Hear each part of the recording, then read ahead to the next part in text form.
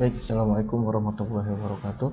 Eh, Pada pertemuan kali ini kita bahas mengenai analisis biaya, volume, dan laba atau dikenal dengan analisis BEP, Break Even Point.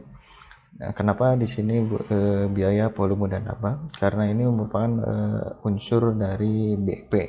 Jadi dalam perhitungan BEP itu pasti akan kita menghitung mana biaya tetap, biaya variabel, dan berapa volume penjualannya, ya, sehingga nanti akan menghasilkan laba berapa, bahkan bisa juga digunakan untuk penentuan harga jual. Suatu analisis yang menggambarkan bagaimana perubahan biaya variabel, biaya tetap, harga jual, volume penjualan, dan bauran penjualan akan mempengaruhi laba perusahaan. Analisis ini juga merupakan instrumen yang lazim yang dipakai untuk menyediakan informasi yang bermanfaat bagi manajemen untuk pengambilan keputusan, misalkan menetapkan harga jual produk.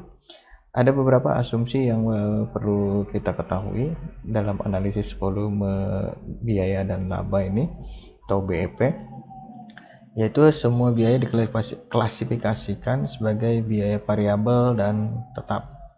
Fungsi jumlah biaya adalah linear dalam kisaran yang relevan. Fungsi jumlah pendapatan adalah linear dalam kisaran yang relevan, di mana harga jual dianggap konstan. Kemudian hanya terdapat satu pemicu, ya, biaya, apakah dalam bentuk volume nanti perhitungannya atau dalam bentuk rupiah, ya, dan berasumsi bahwa tidak memiliki persediaan. Yang pertama adalah konsep margin kontribusi atau kontribusi margin. Ini selisih antara harga jual per unit dan biaya variabel per unit, ya, atau kalau mau secara keseluruhan ya selisih antara harga jual diselisih antara penjualan dengan total biaya variabel. Nah, kalau yang per unit berarti antara harga jual per unit dengan biaya variabel per unit, yaitu yang menggambarkan besaran untuk menutupi biaya tetap dan memberikan keuntungan per unit. Contoh misalkan penjualan 800 PCD, yaitu totalnya adalah 200 juta rupiah, ya, di mana harga jual per unitnya adalah 250.000, kemudian biaya variabelnya 150.000 per unit, sehingga totalnya 120 juta. Jadi 150.000 dikali dengan 800.000. Nah, sehingga margin kontribusinya untuk per unitnya itu cuma 100.000, ya. Atau totalnya itu dengan penjualan 800 PCD ini, total yang diterimanya itu adalah 80 juta rupiah. Nah, 80 juta rupiah ini adalah uang atau sejumlah uang yang disiapkan untuk menutupi biaya tetap, ya. Karena yang disiapkannya itu lebih besar daripada biaya tetap, maka akan menimbulkan laba, ya. Di sini margin kontribusinya 80 juta, biaya tetapnya 70 juta. 80 juta dikurangi 70 juta adalah 10 juta. Jadi labanya adalah 10 juta rupiah. Nah, margin kontribusi per unit yang 100.000 ini menunjukkan bahwa untuk setiap unit produk yang dibuat akan menyumbangkan margin kontribusi sebesar 100.000 rupiah. Misalkan kita hanya mengetahui per unitnya adalah 250, kemudian variabel per unitnya 150 tanpa menghitung total jumlah biaya. Nah, maka akan ketahuan biaya per unitnya ini kontribusi marginnya adalah 100.000 rupiah. Tinggal 100.000 rupiah ini dikalikan dengan jumlah unit yang terjual, yaitu 800 PCD, sehingga 100.000 dikali 800 adalah 80 juta rupiah. Pertanyaannya yang muncul adalah bagaimana jika PCD yang diproduksi hanya 1 unit atau 2 unit saja, ya. Tadi dari pengertiannya bahwa kontribusi margin itu adalah sejumlah uang, ya, yang disiapkan untuk menutupi biaya tetap. Dalam kasus ini biaya tetapnya adalah 70 juta. Kalau memproduksi cuma 1 unit, ya kan, yang disiapkan 100.000, sementara yang ditutupi 70 juta. Ya, sehingga pasti perusahaan akan mengalami kerugian karena uang yang disiapkan untuk menutupi biaya tetap jauh lebih kecil daripada biaya tetapnya itu sendiri. Nah, format penghitungan laba yang sebelumnya juga bermanfaat sebagai alat perencanaan. Ya, format ini memungkinkan perusahaan memproyeksikan keuntungan pada setiap tingkat aktivitas dalam kisaran yang relevan. Misalnya gini, Perusahaan memproyeksikan tingkat penjualan PCD-nya sebanyak 1.000 unit. Ya, berapakah kontribusi marginnya? Dengan asumsi tadi harga jual per unitnya adalah 250.000, kemudian biaya variabel per unitnya adalah 150.000. Ya. Di sini ya. Jadi total penjualannya itu 250 kali 1.000, 250 juta, biaya variabelnya 150.000 dikali 1.000 adalah 150 juta. Margin kontribusinya 100 juta ya. Jadi bisa langsung dari 100.000 ini dikali dengan 1.000 menjadi 100 juta, biaya tetapnya 70 juta. Ya, karena jumlah produknya yang dijual lebih banyak dengan biaya tetap yang sama, kemudian harga jual yang sama, kemudian biaya variabel yang sama, tapi total yang dijualnya lebih banyak, maka keuntungan yang didapat jauh lebih besar. Yang tadinya 10 juta menjadi 30 juta rupiah. Nah, kemudian ada rasio kontribusi margin ya. Ini dinyatakan dalam suatu presentasi ya. RMC atau rasio margin kontribusi, yaitu margin kontribusi dibagi dengan penjualan. Semakin tinggi rasio margin kontribusi maka semakin baik. Ya. Dapatkah Anda menjelaskan analisisnya? Ya, karena tadi semakin tinggi rasio kontribusi margin maka semakin tinggi juga uang yang disiapkan untuk menutupi biaya tetapnya, sehingga untuk labanya akan semakin besar. Nah, kalau kita lihat yang tadi ya, yang penjualannya ya, tadi misalkan margin kontribusinya yang contohnya tadi adalah 100.000 ya, untuk RMC-nya sama dengan, kemudian penjualannya berapa? Penjualannya ya, kalau pakai rasio kontribusi margin per unitnya, penjualannya tadi adalah 250.000 sama dengan 100.000 dibagi dengan 250.000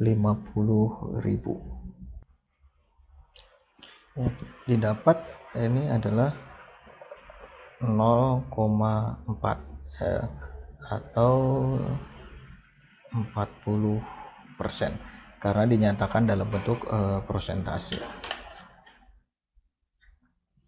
Itu kaitannya dengan margin kontribusi, kemudian rasio margin kontribusi. Ya, berikutnya adalah BEP ya. Perhitungan BEP dapat dilakukan dengan dua cara tadi ya, atas dasar unit atau atas dasar dalam rupiah. Tadi daya ungkitnya, biayanya mau dalam unit atau dalam rupiah. Nah, di sini yang ditampilkan adalah rumus BEP di dalam unit ya.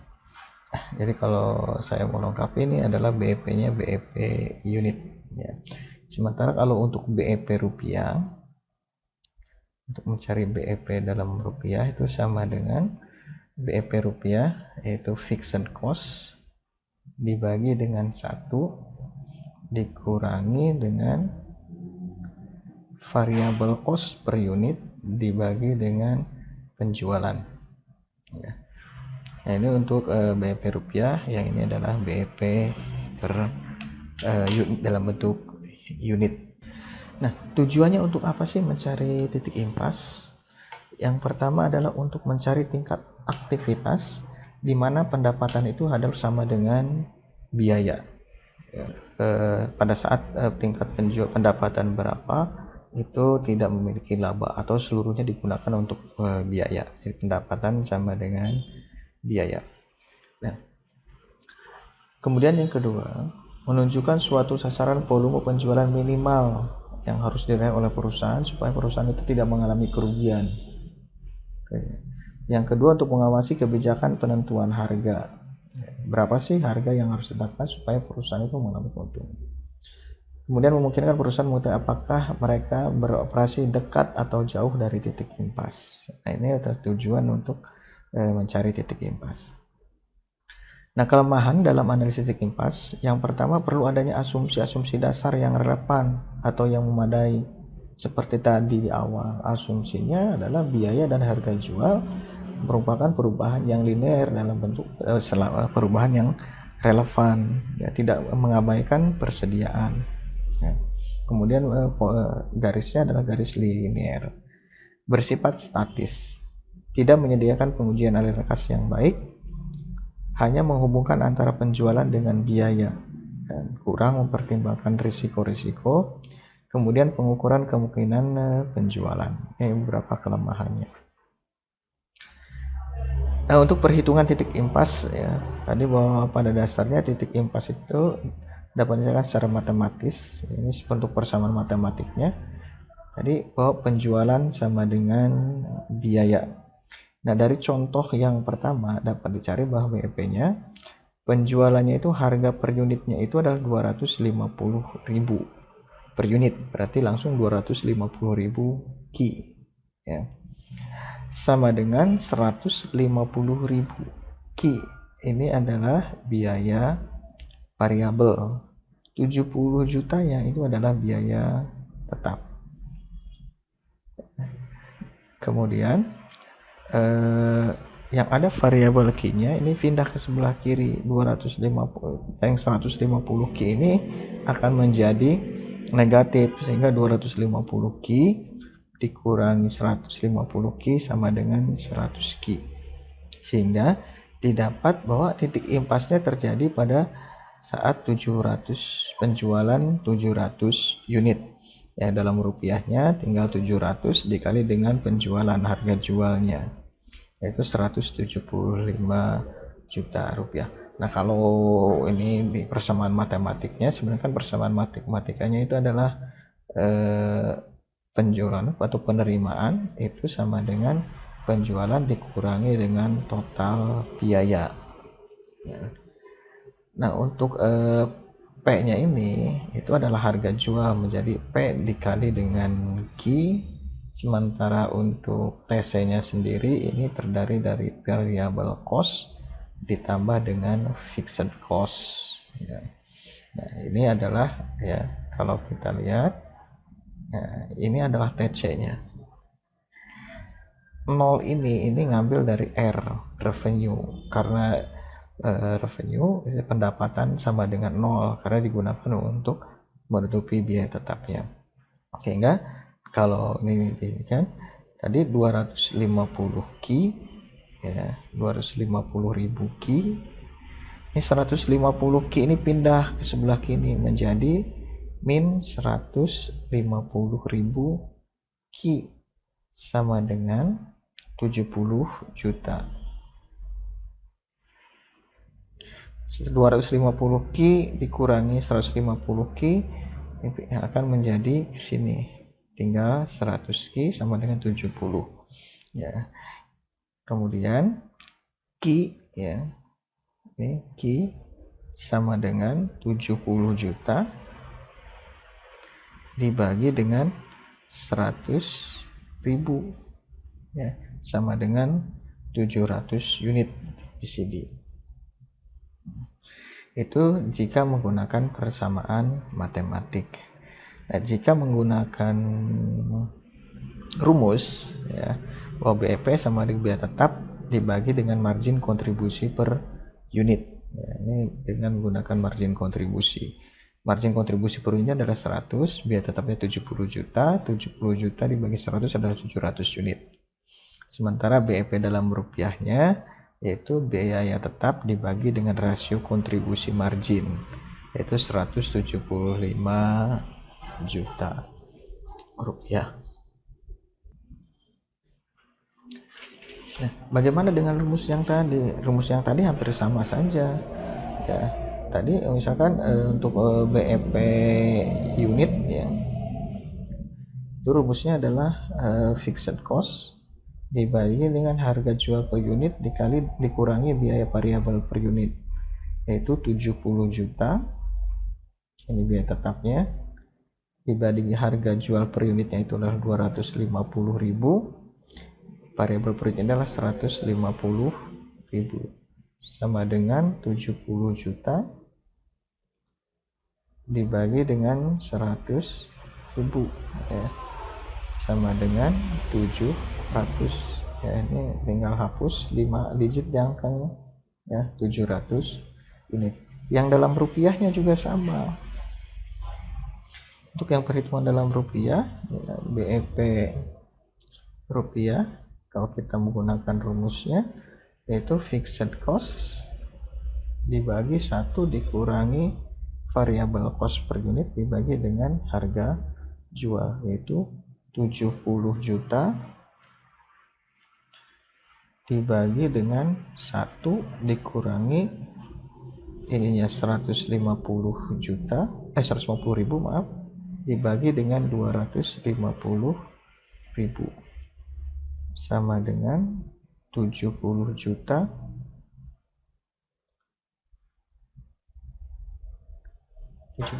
dibagi dengan 1 dikurangi 0,6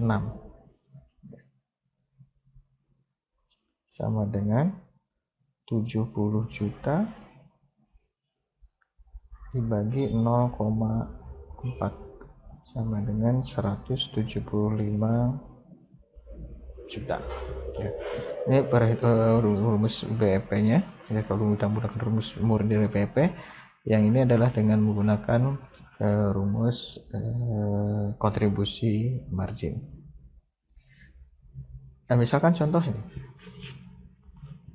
Dari laporan laba rugi diketahui bahwa tingkat penjualan 8.000 unit, penjualan 8.000 unit dengan harga jualnya adalah 5.000 rupiah, maka total pendapatannya 40 juta. Ini harga pokok penjualannya terdiri ada biaya tetap dan biaya variabel. Kemudian biaya usahanya juga sama, ada biaya tetap dan biaya variabel. Tadi asumsinya biaya harus diklasifikasikan, mana biaya tetap, mana biaya variabel. Ini dari penjualan ini laba usahanya adalah 8.500.000 rupiah. Pertanyaannya berapa sih BEP-nya gitu. Nah, untuk mencari ini BEP-nya itu ya, yang pertama kita harus mencari dulu biaya tetap ya. Biaya tetap nih karena ada total biaya ya. Ini total biaya ini adalah ini biaya komponen biaya tetap. Untuk yang harga pokok 2,5 juta, untuk biaya usahanya 5 juta, berarti totalnya adalah 7.500.000 rupiah ya. Untuk fixed cost-nya ini udah ada. Variable cost, nah variable cost ini masih total variable cost, kita harus menghitung dulu berapa variable cost per unit. Nah, untuk variable cost per unit itu sama dengan 24 juta dibagi dengan tadi unitnya berapa? Unitnya adalah 8.000 dibagi dengan 8.000 unit sama dengan 3.000 ini ya. Hingga nanti BEP-nya ya, BEP unit ya, dalam bentuk unit sama dengan fixed cost dibagi P dikurangi variable cost sama dengan 7.500.000, ini fixed cost-nya ini 7.500.000 dibagi dengan P harga jualnya itu adalah 5.000 kurangi variable cost per unitnya ini 3.000 sama dengan 7.500.000 dibagi dengan 2.000 ya. Kita coret nolnya sehingga didapatnya adalah 3.750 unit. Nah, ini BEP-nya. Untuk dalam rupiahnya bisa pakai BEP rupiah atau bisa juga langsung untuk BEP rupiahnya dengan rumus matematik ya. Tadi ya, dengan rumus matematik tadi itu 3.750 dikali dengan harga jualnya 5.000 sama dengan 18.750.000 rupiah. Jadi kalau penjualan di sini kan 40 juta. Kalau penjualannya didapat 18.750.000, maka laba usahanya di sini akan 0. Ya, karena BEP. Jadi break even point.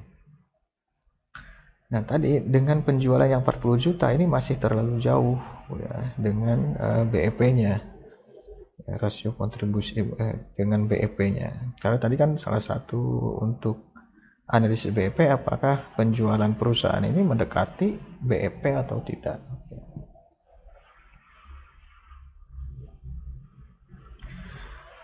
Ini contoh grafik titik impasnya. Ya. Di titik impas itu adalah perpotongan antara fungsi pendapatan, di fungsi pendapatan, ya garis pendapatan, dengan fungsi total biaya. Ya, total biaya itu adalah biaya tetap. Ini biaya tetap. Berapapun jumlah yang diproduksi maka biaya tetapnya nggak berubah. Kemudian ditambah dengan ini garis biaya variabelnya nanti ada di sini. Ya. Ini adalah garis total biaya. Nah, perpotongan antara total pendapatan dengan total biaya ini adalah BEP. Nah, kemudian yang berikutnya adalah menghitung MOS, ya, margin of safety. Itu kelebihan penjualan yang dianggarkan di atas volume penjualan. Itu seberapa banyak penjualan boleh turun sebelum perusahaan menderita kerugian. Ya tadi misalkan penjualannya adalah 40 juta, BEP-nya adalah 18.750. Berapa maksimal boleh turunnya? Ya tinggal selisih dari 40 juta dikurangi 18.750.000 itu. Kalau lebih dari itu, maka perusahaan akan mengalami kerugian. Rumusnya penjualan yang dianggarkan dikurangi dengan BEP. Persentasenya ya MOS dibagi dengan penjualan. Misalkan tadi penjualan yang dianggarkan untuk 800 unit, PCD itu adalah 200 juta, BEP-nya dalam rupiahnya adalah 175 juta, berarti maksimal boleh turun adalah di kisaran 25 juta rupiah. Bagaimana kalau dalam unit? Ya dalam unit ya tinggal penjualan tadi unit. Ya, kalau penjualan tadi unit itu kan di sininya 800, BEP-nya 700 ya sama dengan 100. Jadi maksimal boleh turun hanya 100 unit. Ya, atau berapa persen? Tadi rumus persentasenya MOS-nya. Persentase MOS-nya adalah 100 dibagi dengan penjualan yang 800 ya. Sama dengan 0,125 ya, atau sekitar 12,5%. Ini maksimal boleh turun penjualannya hanya sekitar 12,5% ya. Ini pakai per unit, kalau pakai ini ya tinggal 25 juta dibagi dengan 200 juta rupiah. Ini misalkan ada dua perusahaan antara perusahaan A dan perusahaan B, penjualannya adalah 600, kemudian biaya variabelnya adalah 450. Margin kontribusinya berarti adalah 600 nanti dikurangi 450 yaitu 150 ya, 150.000. Persentasenya ya pasti ini kan udah 100% ya. Kemudian biaya variabel yang 450 dibagi dengan 600 yaitu ini 75%, sisanya ini 25%. Nah ini 25% ini akan menjadi rasio kontribusi margin. Ini kontribusi margin per unit, kontribusi marginnya ini adalah rasio kontribusi margin. Sementara PTB ini juga sama 100%, ininya 50%, rasio kontribusi marginnya sama 50%. Ya, kontribusi marginnya adalah 300.000. Nah, laba bersihnya berapa untuk PTA? Yaitu 150 dikurangi 120, tinggal 30.000. Ya.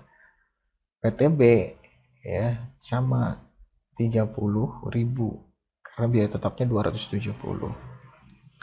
Nah, untuk titik impasnya ya, untuk PTA ya, jadi untuk PTA di sini rumus titik impasnya kita bisa menggunakan kontribusi margin ya, yaitu tadi rumusnya untuk kontribusi margin itu BEP sama dengan fixed cost dibagi dengan rasio kontribusi margin. Nah, fixed cost-nya yang ini ada 120 juta ya, 120 juta dibagi rasio kontribusi marginnya adalah 25% atau 0,25, didapat 480.000 rupiah. Nah, sementara untuk yang PTB itu biaya tetapnya 270 ribu dibagi dengan rasio kontribusi marginnya 50% atau 0,5. Ini sama dengan 540.000 rupiah. Berapakah MOS-nya? Ya, margin pengaman atau MOS. Ya, MOS itu rumusnya adalah penjualan dikurangi dengan penjualan yang dianggarkan kurangi dengan BEP. Karena ini dalam rupiah, ya. Penjualan yang dianggarkannya itu adalah 600.000 dikurangi BEP-nya 480.000, ya. Hasilnya adalah 120.000. Sementara yang ini yang dianggarkannya itu adalah 600.000, BEP-nya 540.000, sama dengan 60.000 rupiah. Jadi untuk PTA pendapatannya boleh turun maksimal 120.000, sementara untuk PTB itu 60.000. Persentase MOS-nya adalah MOS dibagi dengan penjualan, ya, yaitu MOS, ya, dibagi dengan penjualan atau sales. Itu MOS ini 120 dibagi dengan penjualannya 600.000, didapat ini 20% atau 0,2, sementara yang ini 60.000 dibagi dengan 600.000, itu sama dengan 10% atau 0,1. Ini lebih jelasnya di sini. Kemudian berikutnya ada tuas operasi, yaitu tingkat pengeluaran biaya tetap di dalam sebuah perusahaan. Bagi akuntan manajemen, tuas operasi mengacu kepada kemampuan perusahaan untuk menghasilkan atau kenaikan laba, manakala volume penjualan itu berubah. Nah, misalkan kasus untuk tuas operasi, penjualan PTA dan PTB 400, 240, ini margin kontribusi 10, laba bersihnya 40. Kemudian ini untuk PTB 400, ini 120, biaya variabelnya atau 30%-nya, margin kontribusinya 70, dengan biaya tetap 240 dan laba bersihnya sama-sama 40 juta rupiah. Nah, PTA memiliki komposisi biaya tetap lebih besar dibandingkan dengan PTB, walaupun jumlah biaya totalnya sama, yaitu 360.000 rupiah. Nah, hal ini menggambarkan bagaimana dampak komposisi biaya tetap dan biaya variabel yang berbeda. Bagaimana jika penjualan naik 10%? Apa yang akan terjadi? Ya. Jika naik 10%, maka penjualan PTA, ya, penjualannya naik, ya, berarti kan biaya tetap tidak mengalami kenaikan. Biaya tetap itu, ya, tetap nih, ya, 120 dengan 240, ya, 120 dengan 240. Jadi ini masih tetap, ini tidak naik. Yang naik adalah penjualan yang tadinya 400 naik 10%, berarti naik 40.000, jadi 440.000. Biaya variabelnya juga sama naik, jadi hitung dulu biaya variabel per unitnya nanti naiknya berapa. Yang ini juga sama naik, yang tetap hanya biaya tetapnya saja, sehingga nanti kontribusi marginnya itu 176.000 dari yang sebelumnya itu 160. Sementara B dari 280 menjadi 308. Nah, laba bersihnya PTB lebih tinggi dibandingkan dengan PTA. Ya, kenaikan laba PTA itu 40%, sementara kenaikan PTB adalah 70%. ya. Ini yang membedakan kaitannya dengan tuas operasi. Tuas itu daya ungkitnya. Jadi ini daya ungkit dari biaya. Sementara PTA ini tidak terlalu banyak menggunakan unsur biaya. Ya. Jadi biaya di biaya ininya. Jadi banyak menggunakan biaya tetap, variabelnya banyak, tapi biaya tetapnya sedikit. Sementara untuk yang PTB dia sedikit di biaya variabel, tapi biaya tetapnya yang tinggi. Semakin tinggi biaya, maka di sini ya, dengan semakin tingginya biaya tetap ini, ketika penjualannya ikut naik, ketika penjualannya sama, itu sama-sama kan tadi nih. Pada kasus awal nih sama-sama laba bersihnya 40 juta. Tapi ketika ada penaikan penjualan, komposisi struktur biaya ini akan berubah PTA dan PTB.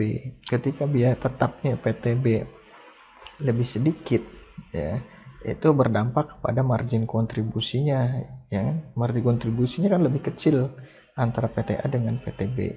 Tapi di sini memiliki hasil yang sama. Ketika ada kenaikan penjualan, ya, labanya PTB akan lebih tinggi, ya, karena margin kontribusinya juga tinggi, berubahnya signifikan perubahan. Jadi kesimpulannya begini, perusahaan dengan tuas operasi yang tinggi atau komposisi biaya tetap lebih besar dari komposisi biaya variabel akan sangat peka terhadap perubahan laba akibat adanya perubahan volume penjualan. PTB punya tuas operasi yang lebih besar, ya, karena sehingga perubahan laba bersihnya itu besar akibat dari perubahan volume penjualan yang 10% tadi. Nah, faktor tuas operasi adalah suatu ukuran pada tingkat penjualan tertentu seberapa besar persentase perubahan volume penjualan akan mempengaruhi laba, di mana manajemen berminat dalam mengukuran ini untuk menentukan seberapa sensitif laba terhadap perubahan penjualan. Nah, tuas operasi itu rumusnya adalah margin kontribusi dibagi dengan laba bersih.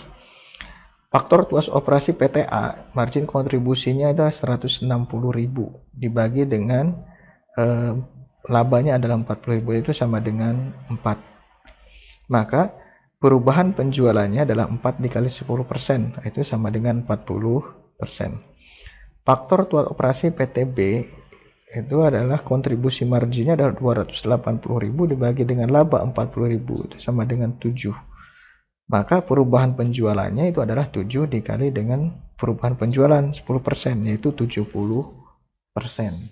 Nah, dampak pajak penghasilan pada saat menghitung titik impas, pajak penghasilan tidak memainkan peranan karena perusahaan tidak membayar pajak bila tidak mendapatkan laba. Banyak perusahaan memilih menetapkan laba sasaran mereka sebagai laba bersih setelah pajak. Ya. Dalam hal ini, pajak penghasilan dianggap sebagai biaya. Maka misalkan persentase pajaknya 15%, laba bersih itu sama dengan laba sebelum pajak dikurangi dengan tarif pajak dikali dengan laba sebelum pajak. Laba bersihnya adalah 85%. Misalkan kalau di sini 100% dikurangi dengan 15% dan 85% dikali laba sebelum pajak.